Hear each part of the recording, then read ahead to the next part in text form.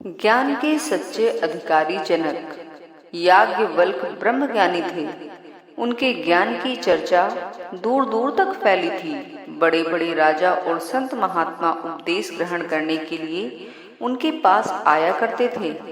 वे बिना किसी भेदभाव के सबको उपदेश देते थे। महाराज जनक भी उनका उपदेश सुनने के लिए उनके आश्रम में आते थे। याज्ञवल्क्य राजा जनक का बहुत आदर करते थे। वे जब तक सभा में नहीं पहुंच जाते, याज्ञवल्क्य उपदेश आरंभ नहीं करते थे। उपदेश देते समय भी वे जनक की ओर ही देखा करते थे। जनक के प्रति याज्ञवल्क्य के अधिक झुकाव को देखकर ऋषि मुनियों के मन में विकार पैदा हो गया। वे मन ही मन सोचने लगे, याज्ञवल्क्य महान ज्ञानी हैं, वेदों उपनिषदों पर उपदेश देते हैं, फिर भी छोटे बड़े का भेद करते हैं। जब तक जनक नहीं आ जाते वे उपदेश आरंभ नहीं करते। वे जनक का आदर भी हम सबसे अधिक करते हैं। जनक के राजा होने के कारण याज्ञवल्क्य ऐसा भेद रखते हैं।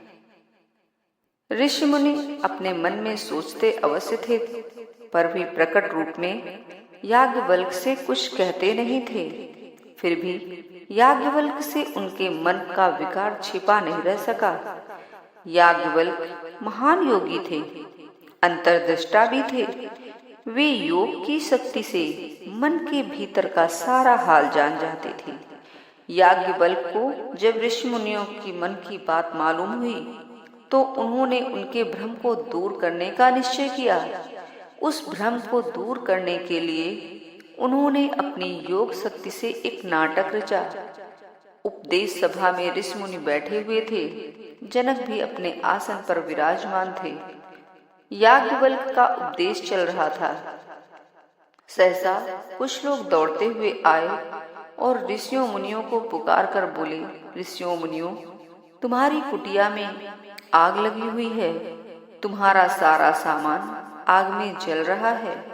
आग लगने की खबर सुनते ही समस्त ऋषि मुनि उपदेश सुनना छोड़कर भाग खड़े हुए। वे सब दौड़कर अपनी कुटियों में गए, लेकिन वहां कुछ नहीं था, क्योंकि वह तो याज्ञवल्क्य की योग शक्ति का नाटक था।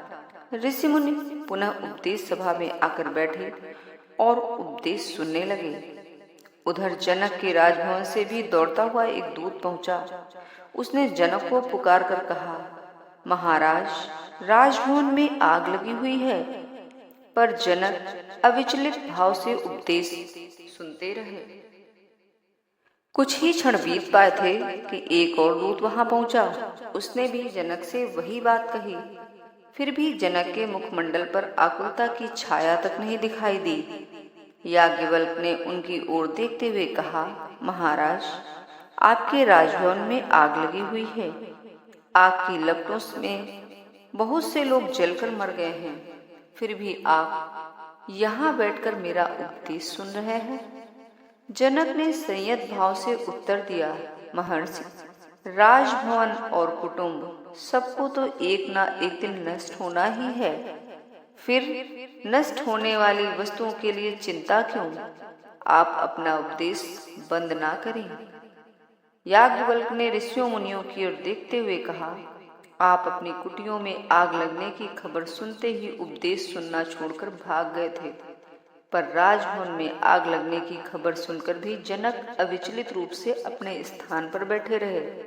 कुटुंबियों के जलकर मरने की खबर सुनकर भी उनकी दृढ़ता ज्यों की त्यों बनी रही। मैंने जब उन्हें जाने के लिए कहा तो उन्होंने जो कुछ उत्तर दिया उसको आप लोगों ने भी सुना है। मैं जनक का आदर इसीलिए करता हूँ कि वे ज्ञान के वास्तविक अधिकारी हैं।